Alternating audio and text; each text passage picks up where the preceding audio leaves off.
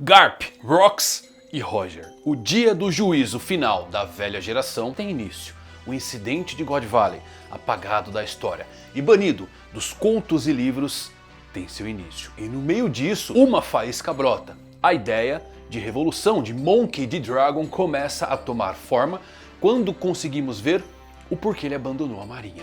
A morte e a violência são apenas adereços no palco para esses nobres mundiais. Uma mentira continuará sendo uma mentira. E isto só vai terminar quando estas raízes forem cortadas totalmente. God Valley é o início de um estrondo que reverberou para os dias atuais da Era da Pirataria, criando o chamado do mundo para a volta de um Deus libertador. Quer saber tudo sobre a origem da nova Era da Pirataria, o fim da velha e, claro, a origem dos revolucionários? Então se liga que eu vou falar nisso agora.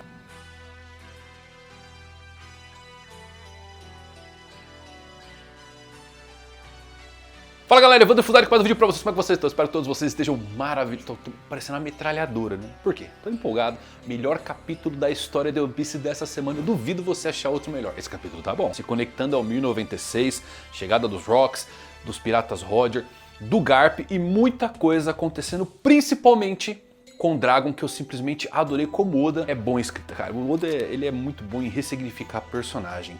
E tem muita coisa interessante acontecendo nesse ponto, com a introdução também dos Cavaleiros de Deus. Assista esse vídeo até o final, tem muita informação legal e nova para você que gosta de fazer mil teorias. Antes disso, dá um confere no recadinho aí da Insider para você. Meus amigos, eu trabalho full time na internet, o que gera um problema de estar sempre online, ser produtivo e disponível. Acaba acarretando em por vezes eu não conseguir relaxar de verdade, mas meu alento é Insider. E as suas roupas que abraçam o corpo, deixando sempre leve, confortável e melhorando muito minha vida e o meu dia a dia com suas peças inteligentes que possuem regulação térmica e não precisam passar. As Tech T-Shirts são minhas companheiras do dia a dia, do trabalho à academia, da correria ao meu descanso. E para ficar tudo melhor, esse mês é o seu mês. Sim, mês do cliente tá rolando no site usando meu cupom MANGAQ, que tem 15% off, somado com os descontos lá do site.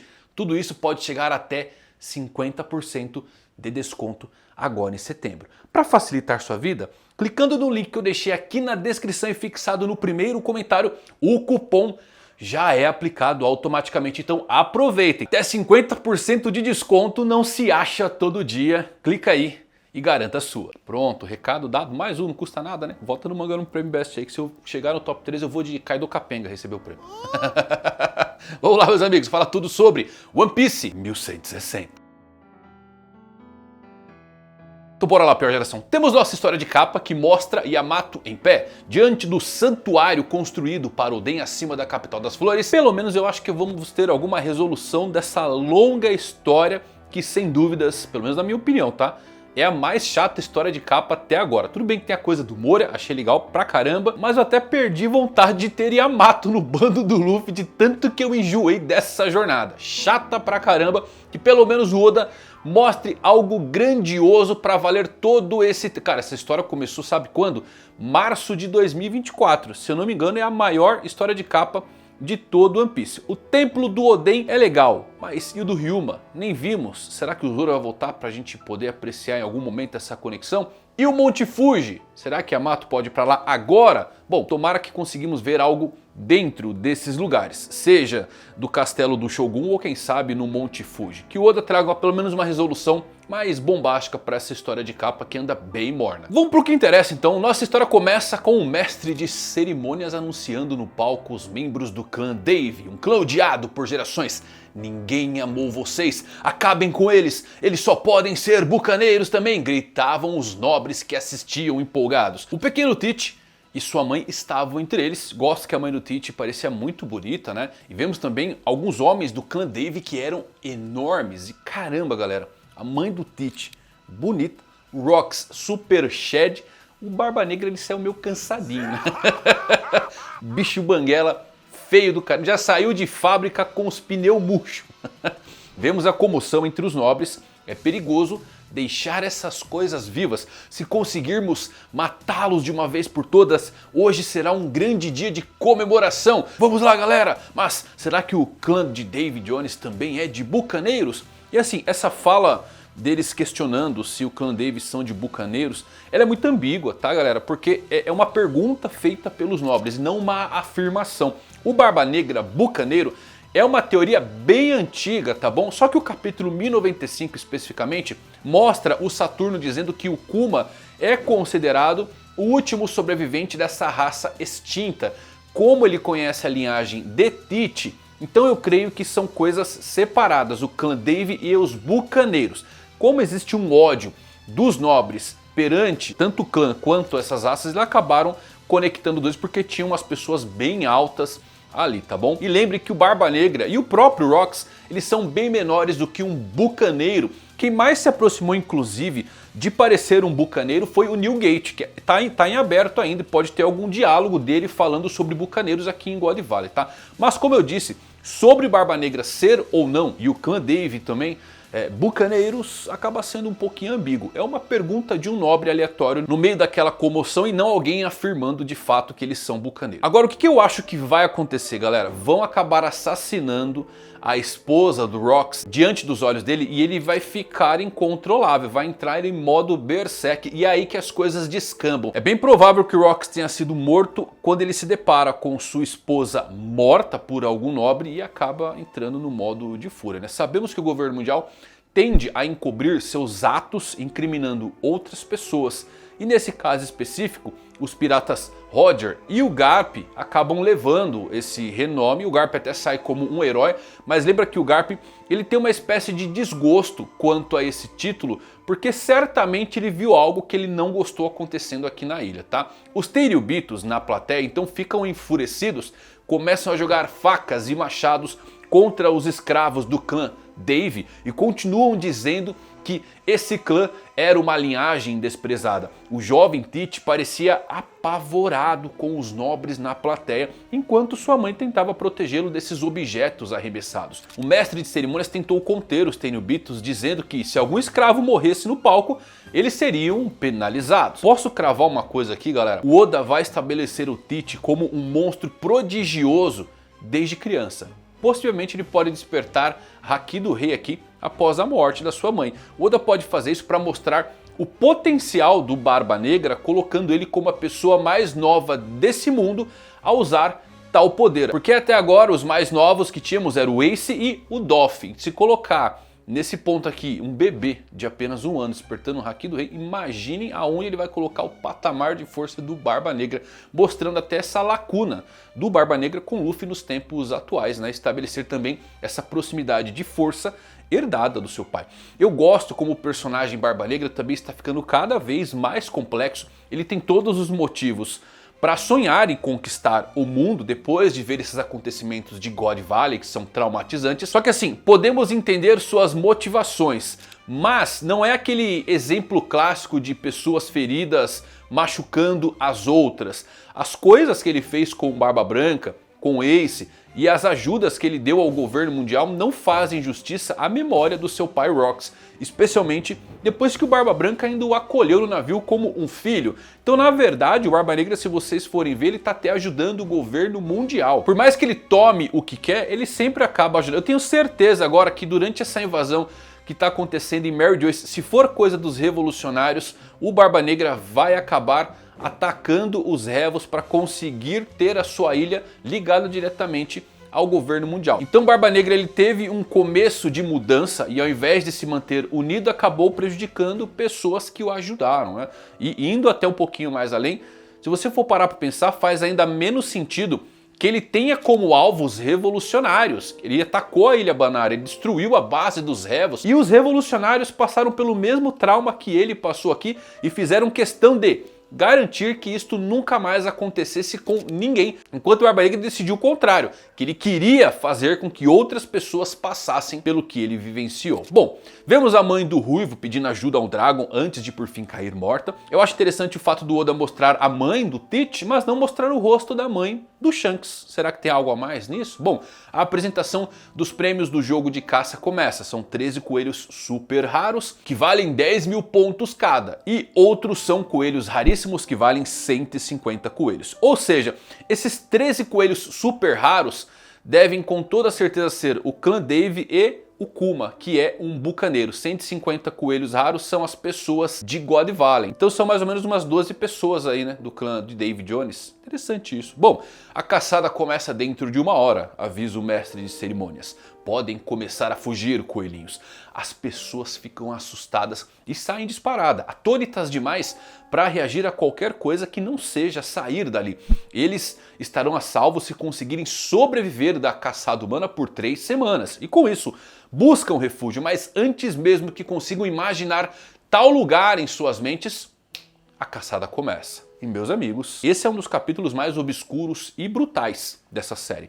Vemos várias páginas mostrando os Tenryubitos e os Cavaleiros de Deus matando pessoas em God Valley. As pobres pessoas clamam, pedem clemência, mas encontram apenas a morte. A família de Figarland toma a liderança na pontuação e as famílias Rabbit e Maymeyer começam a ficar para trás. Os jogos são transmitidos a toda a Terra Santa, onde os outros nobres se reúnem para torcer pelos seus times favoritos. Garly lidera o ranking. Na sequência, vemos o Coringa da família Maymeyer, a lâmina vassala de Deus da família Maymeyer, Santa Gunko. E caraca, né? Lâmina vassala de Deus é nome de boss apelão. Quem jogou The Ring sabe disso.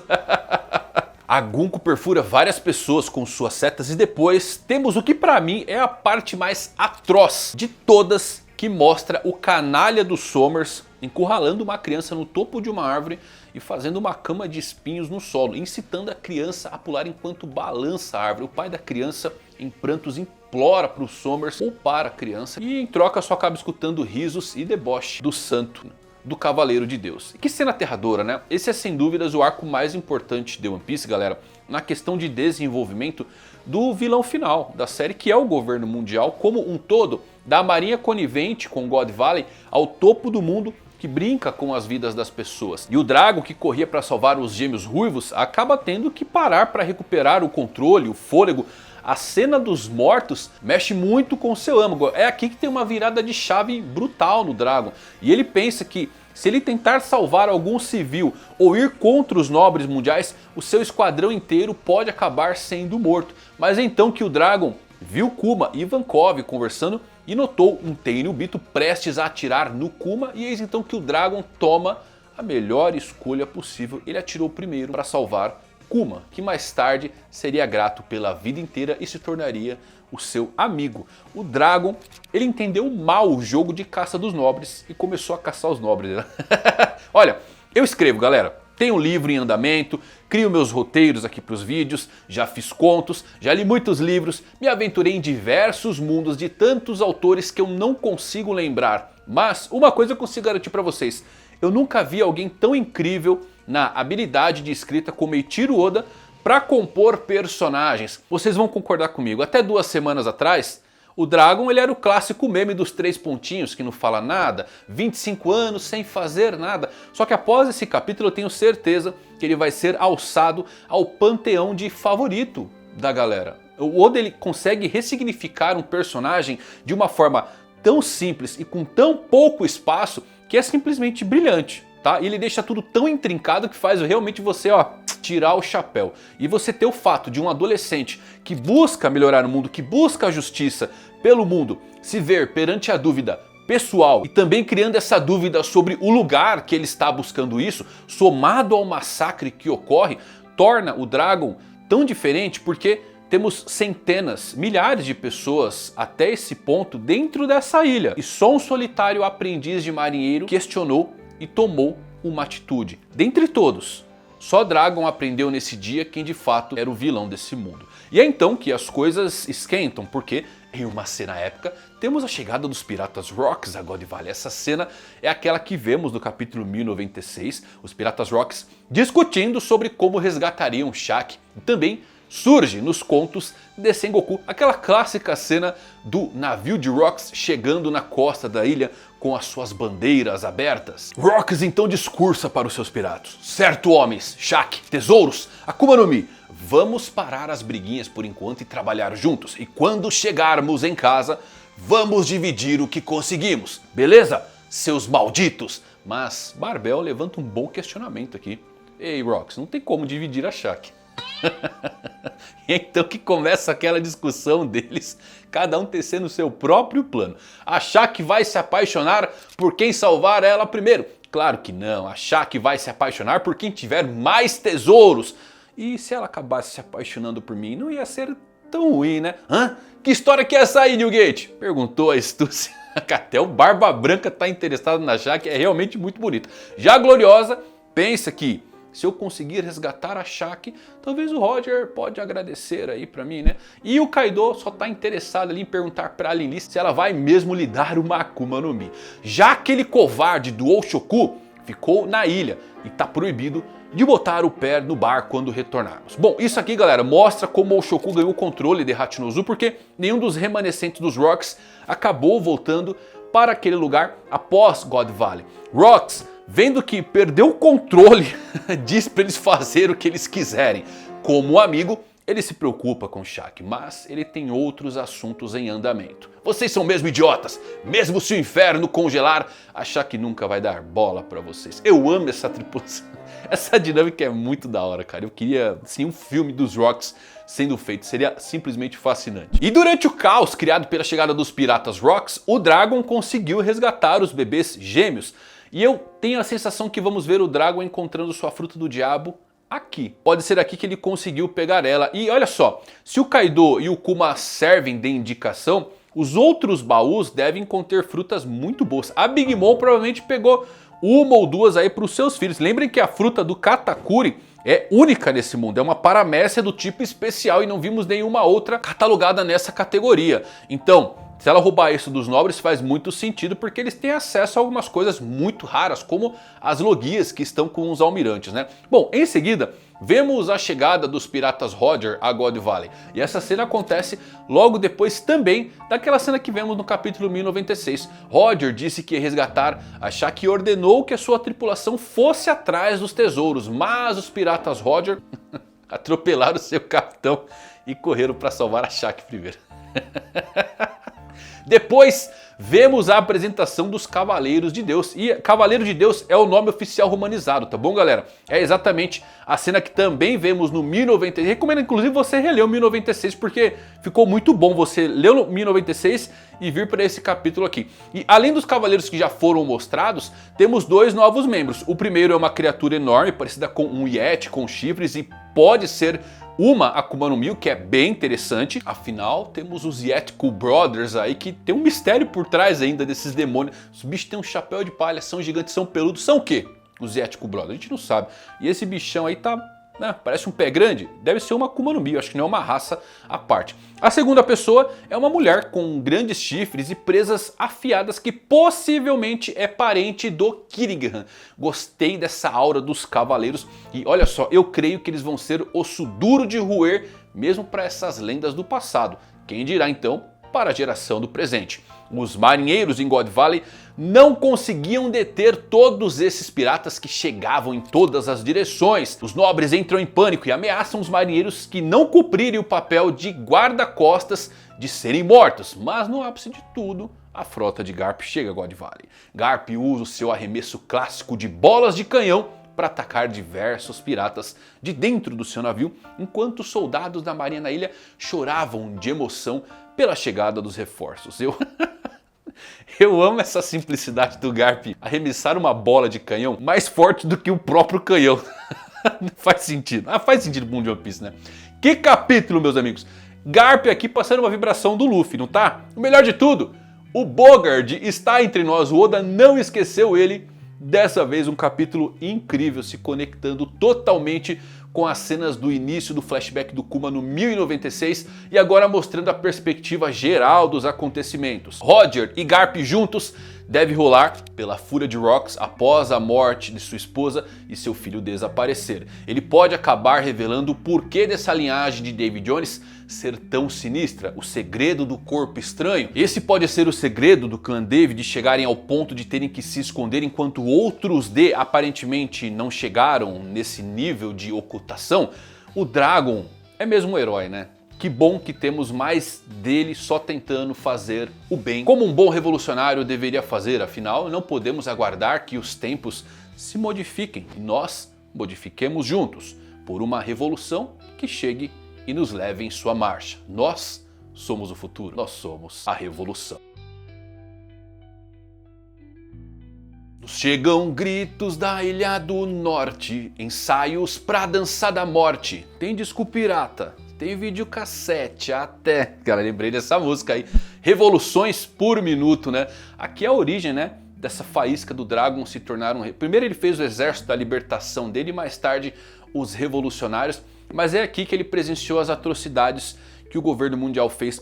O interessante é que nos tempos atuais a gente está bem no ano para ocorrer um outro jogo de caça que pode acabar acontecendo. Eu vejo possivelmente em 3 lugares. Ilha dos Homens Peixes, né? Porque, bom, isso traria um chamado para o Luffy retornar a Poseidon, Arabasta, por conta da Vivi se juntando ao Luffy, potencial muito grande, e também no reino de Goa, assim como aconteceu com Rox, que teve os jogos acontecendo lá em God Valley, imaginem lá em Goa, né? Na ilha do Luffy, acontecendo um jogo de caça e o Luffy tendo que retornar também. De qualquer forma, galera, o próximo capítulo eu acho que é bombástico, é muita revelação que vai estar acontecendo porque a gente vai descobrir como essa ilha desapareceu e por que Roger e Garp se uniram contra Rox. Mas eu chuto que é pela fúria da morte da sua esposa. Fenomenal, meus amigos, que capítulo legal. E você, o que achou desse capítulo? Gostou? Faz sua teoria, coloca o seu review aqui porque eu leio todos e eu adoro ver o que vocês pensam. Se gostou desse vídeo, deixa o like, beleza? E lembre, fulano se atirou da ponte aérea, não aguentou fila de espera, apertar os cintos, prepara pra descolar. Tchau, galera. Fui.